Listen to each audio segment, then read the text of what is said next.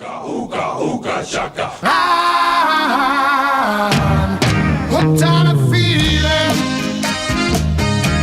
I'm high on believing. Hey guys, FilmCrazyAdam here.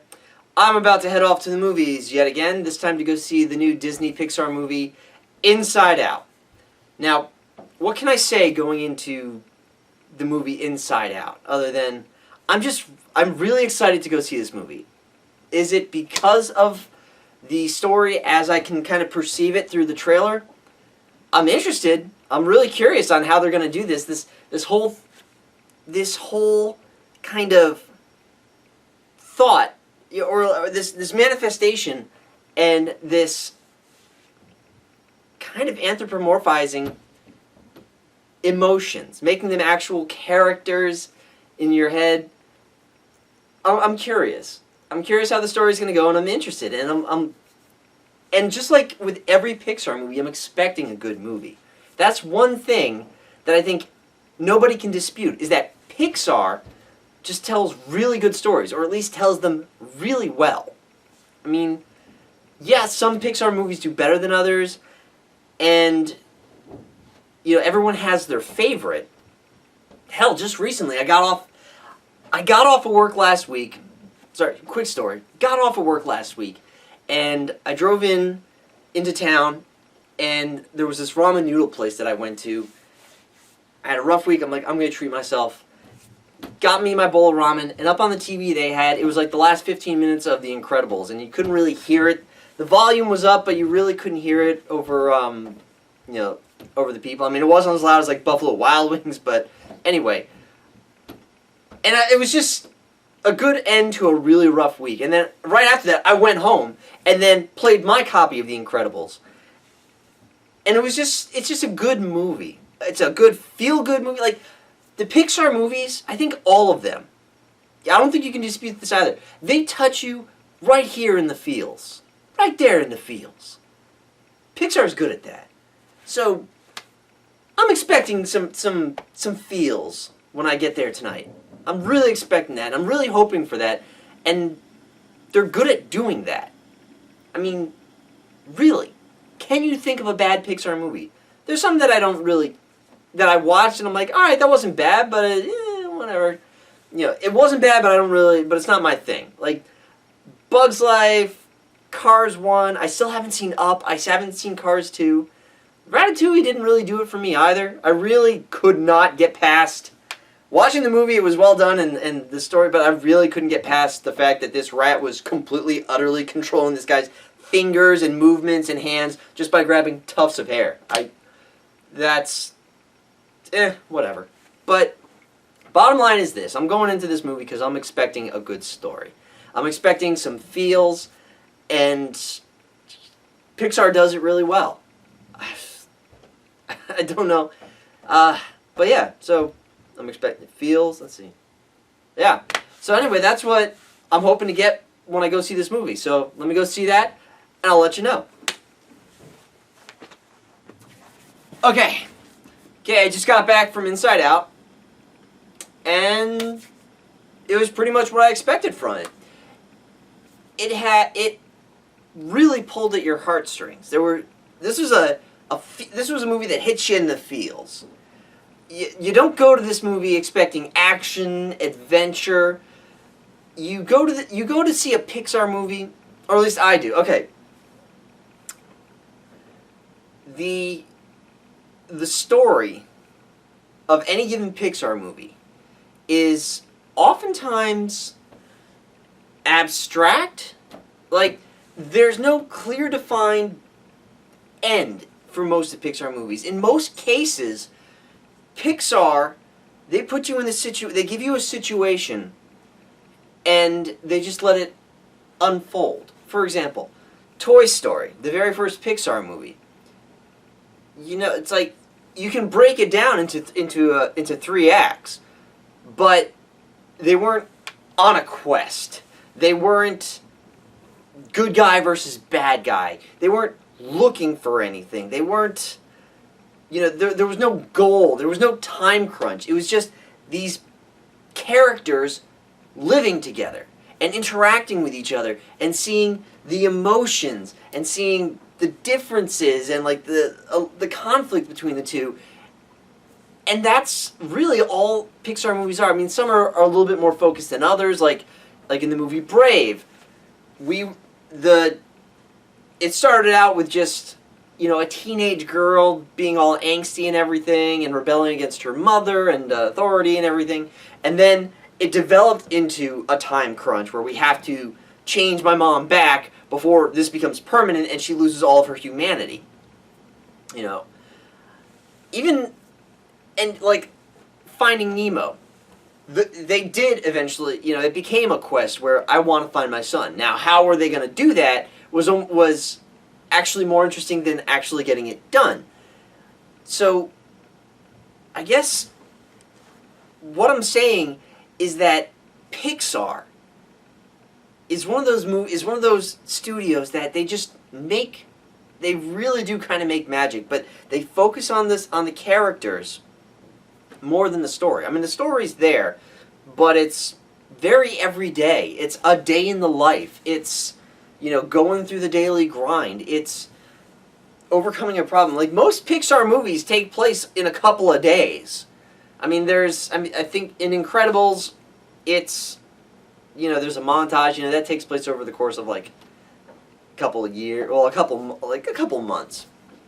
But like this movie, like Inside Out, it's like 48 hours. Like, it's like a weekend. That's how long this movie is, really. Like 3 days, I think. Toy Story is like a week or something, I think. So, you know, Finding Nemo is like 4 days. So they're not long, drawn-out stories. It's just, you know, these really interesting characters. You know, Dory and Marlin and Woody and Buzz and Lightning and Mater. You know, it's just, you know, I seem to be going on about it and being very unfocused, and that's kind of like what a Pixar movie is. We're not super worried about everything on the periphery. We're just worried about these people and how they interact and the emotions that they feel and the emotions that you feel for them. So what I'm saying about this is, this was your classic Pixar movie, and once again, they just did a really good job. I really liked this one. You know, there are some Pixar movies that people, I mean, everyone has their favorite, and then there are some that are more popular than others, and some do better than others. You know, this was not one of the weak ones. I think I gave a really glowing review of Brave, which I'm not saying it wasn't a good movie, but after the fact, I was like, you know what, it wasn't really all that awesome as compared to like The Incredibles or WALL-E. I really like those two. Or now Inside Out. You know, like Bug's Life, I watched that once and I couldn't care less if I ever watched it again. Cars, I don't even know why they made a sequel to Cars 2. I mean, Mater. That's why, because people loved Mater. I mean, no one really cared about Lightning McQueen. So, let's talk a little bit about Inside Out. It was really interesting.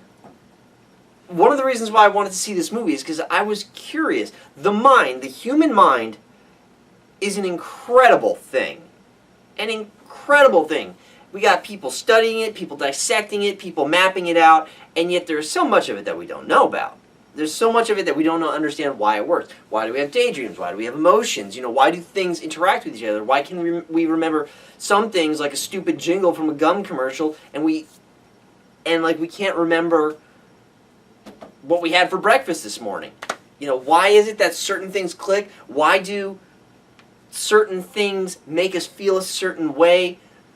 Hell, just remembering a song could like offset your day and make you happier or sadder based on, or just you're walking or you turn on the radio in the car and then a song boots up and your day, and suddenly everything's a little bit more gloomy or everything's happier because it's your song, or it's the song that was playing when your mom died. You know, just something.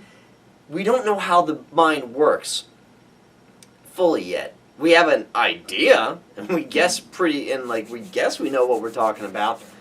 So, you know, thoughts, daydreams, dreams, you know, regular dreams, mood swings,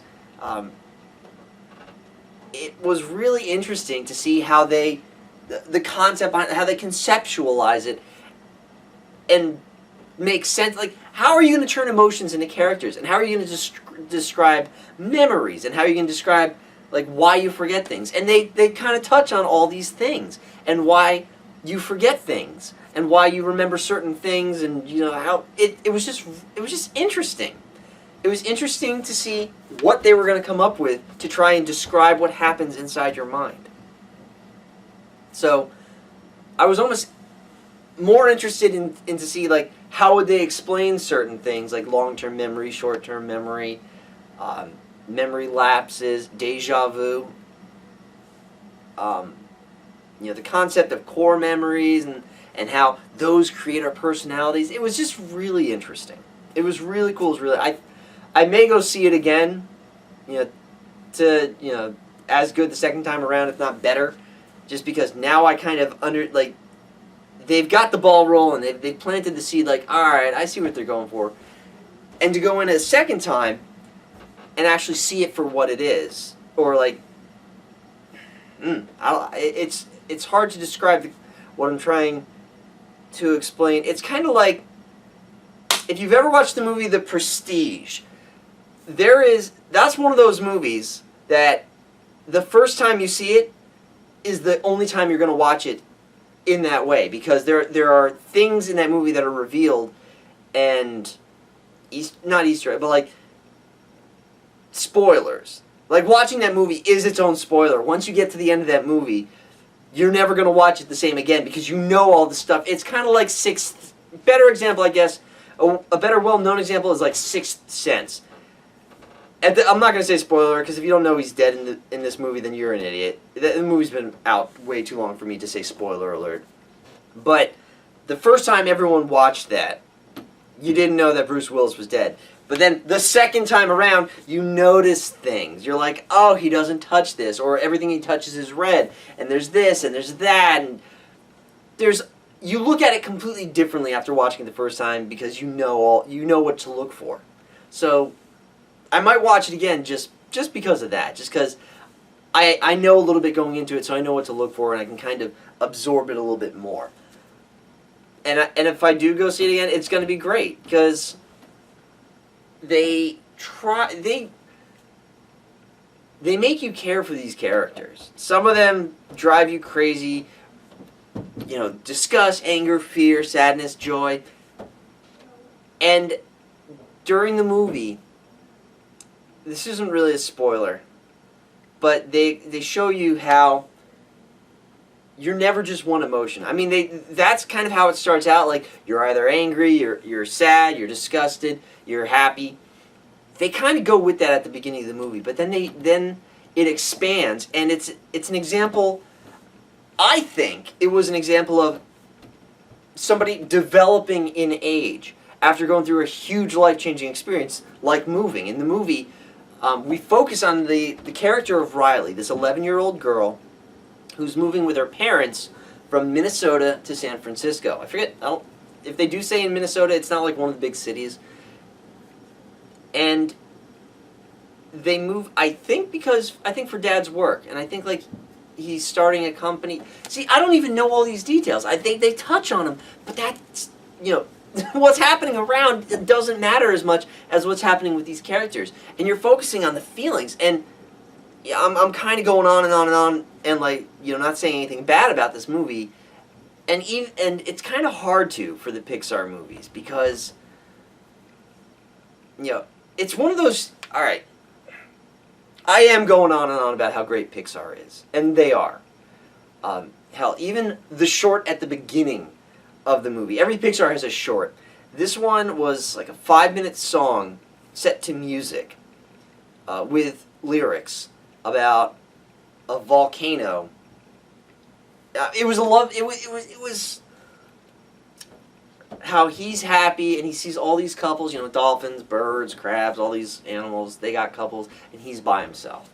But he's eternally optimistic, and he pines for somebody. He pines for the perfect somebody to come along who he can love and be loved back. And there's another volcano that's growing under the water, and there's an event where she arises and he becomes extinct, and so it's like ships passing in the night, but there's a happy ending. It, like, right off the bat, this movie hits you with the feels right here. So, I really enjoyed this movie just because of that. I teared up, manly tears, but teared up nonetheless when they focus so much on emotion and like specifically family and the things that make you you. The little event. One of the I can point out, like, one of the things that makes me me is my love of movies and anime and just the visual media. That's one of the things that I couldn't tell you what my core memory was that started, Movie Island. I couldn't tell you the core event that started Anime Island in my head, but those are two things that, those make me like the person that I am. And they gave a good visual example in this movie that basically, people kind of like when you slip into a depression. Basically, and like I think that's what they were going for. Where Riley slips into a depression at one point, and nothing matters. You don't care. You just don't feel. Nothing matters to you. Your favorite food, your favorite drink, your favorite anything. You don't have a favorite. You don't care. And it's a sad thing. You kind of waste away, and you just don't feel anything. And this movie, I thought, did a really good job of making a visual example of that. Again, it hits you in the feels because I don't like the kids who watch this movie, the young ones. These are they're gonna like it because of the kooky characters, joy and sadness and anger blown as top. They're gonna watch it because of it's amusing. But I do think that I 100% believe that I'm not the only one that, as an older person who's had a lot of life experiences, can look back and be like, and it connects with you. And you agree with it, and you're like, yeah, I see what you're talking about. I understand the concept you're going for. Kids aren't going to get that, and that's fine. I think this is one of those movies. I said so with Guardians of... Dang it. Rise of the Guardians. I said it with that movie too, that this is one of those movies that kids are going to watch as they're younger and they're going to like it when they're young, but when they grow up and they become adults, if they go back and watch it, I think they'll still like it, but for different reasons. They'll remember it as a kid and like it, but see the deeper meaning behind it. So, I don't know, I know this is a different review from what I usually do. I usually focus on plot holes, and I usually focus on character, the story flow, but it's a little difficult in a Pixar movie just because, again,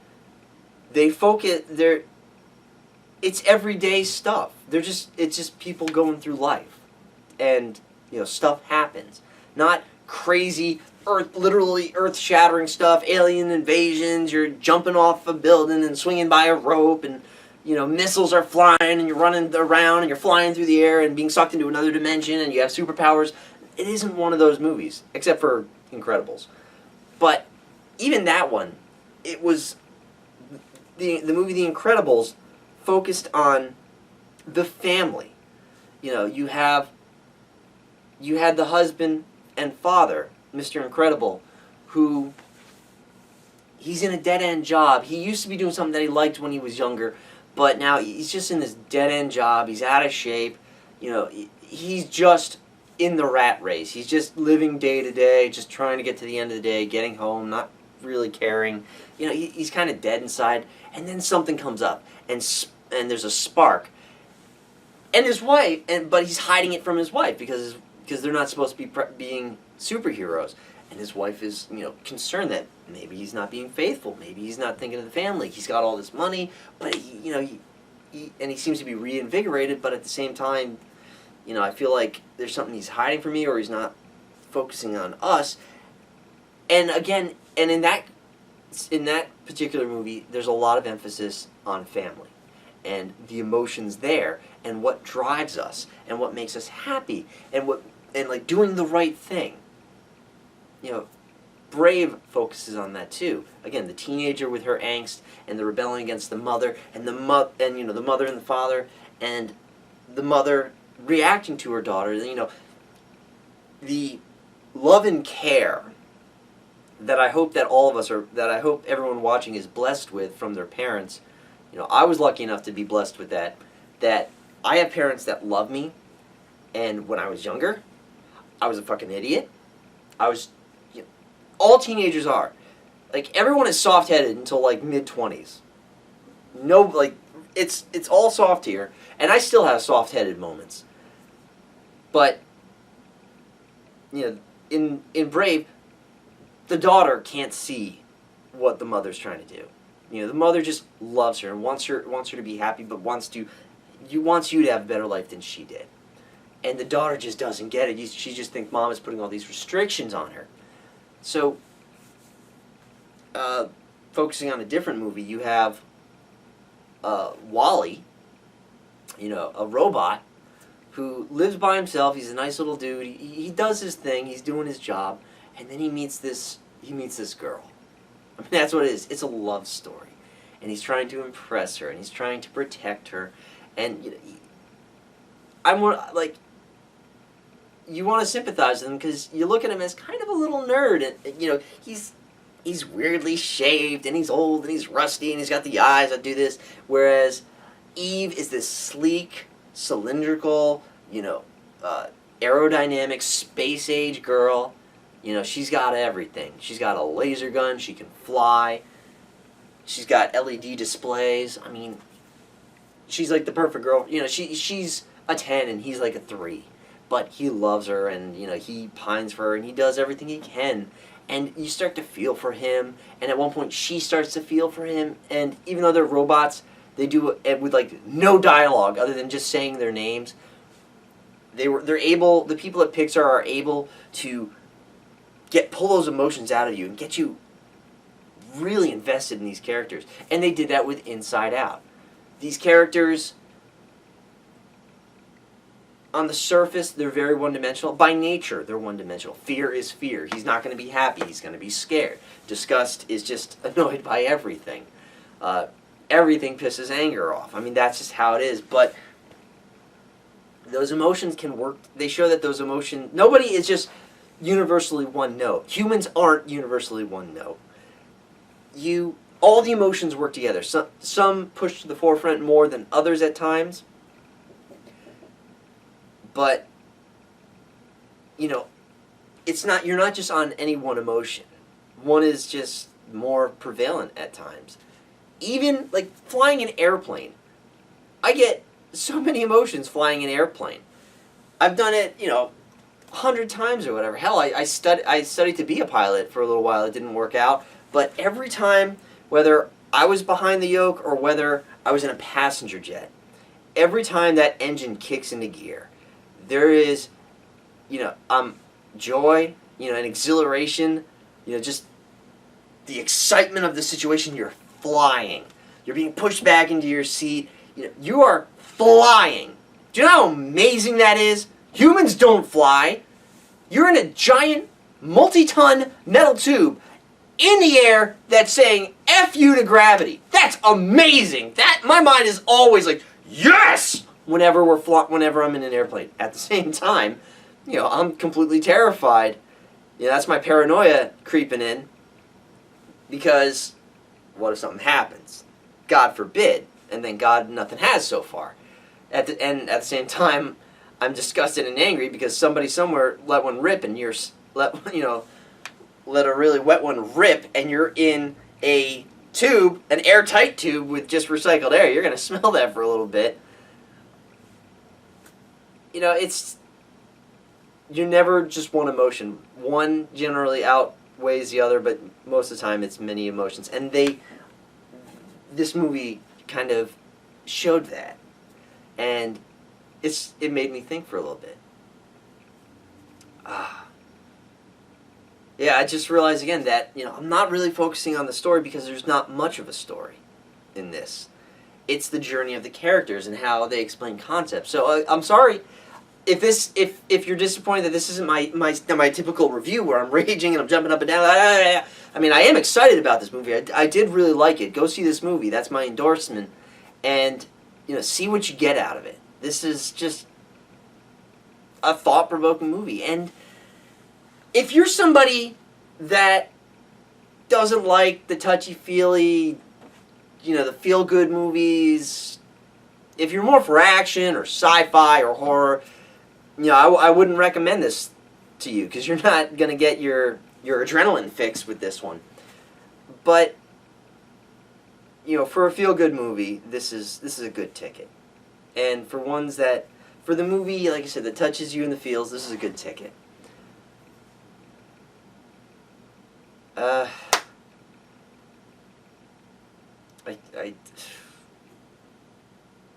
That's kind of my review of.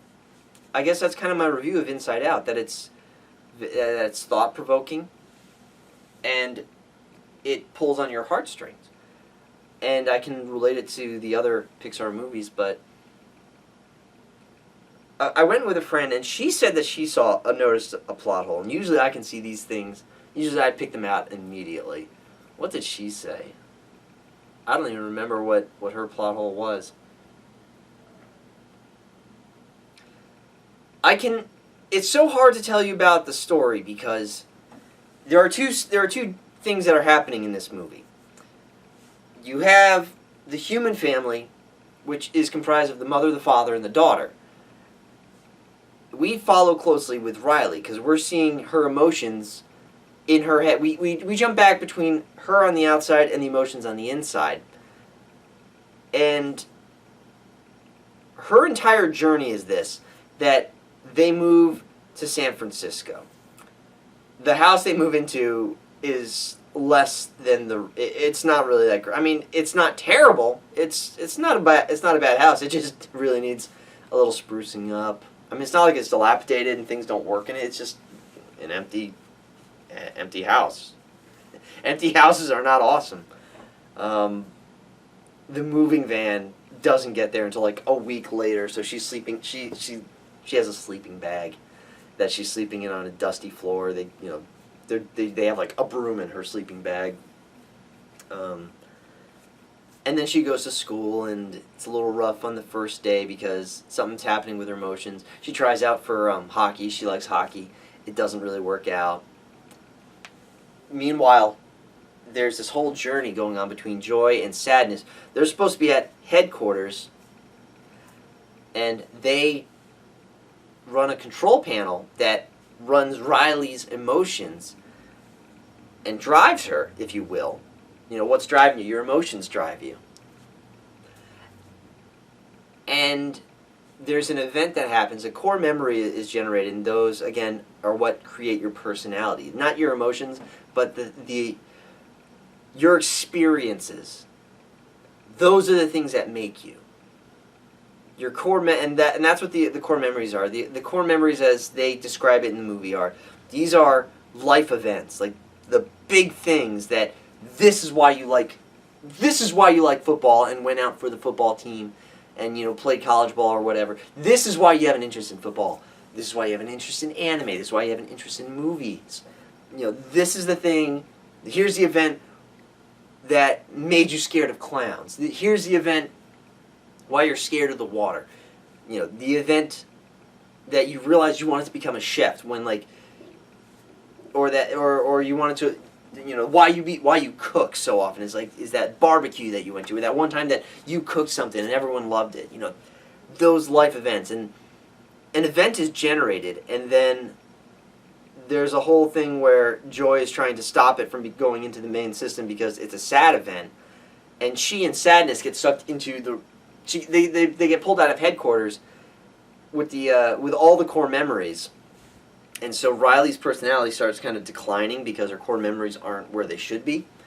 And Joy and Sadness aren't there to run the ship, so it's just anger, disgust, and fear that are they're left to the controls. So Riley's kind of having a rough day. So, and you're watching joy and sadness journey through Riley's mind and her memories and everything. And so and like I said, they make really good metaphors and really good visual examples of why you forget certain things and why certain things never leave your mind.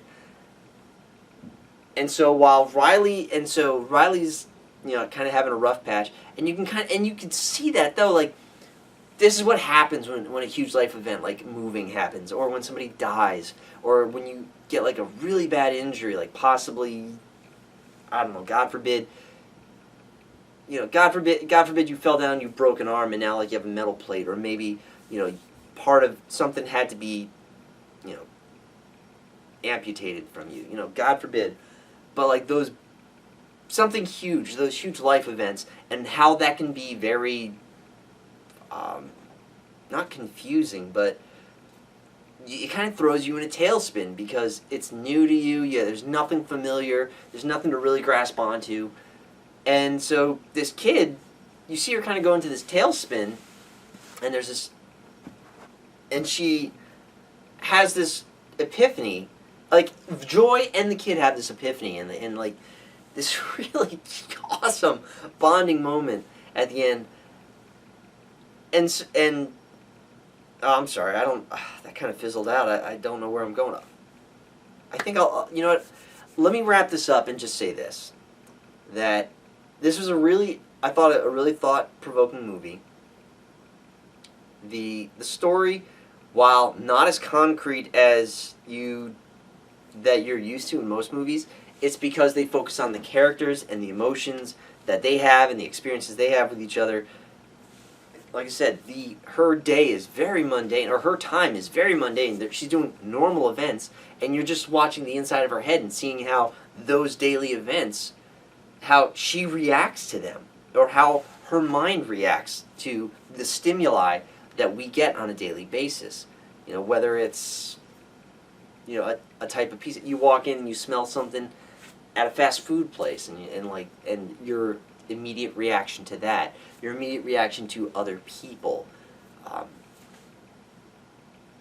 you know, your interaction with your parents. There was that cool one, and they kind of show in the trailer where you see the inside of the mom's head and the dad's head and Riley's head at the kitchen table while she's having a rough day. So it's like you see how the mom thinks while the dad, you know, how the dad thinks.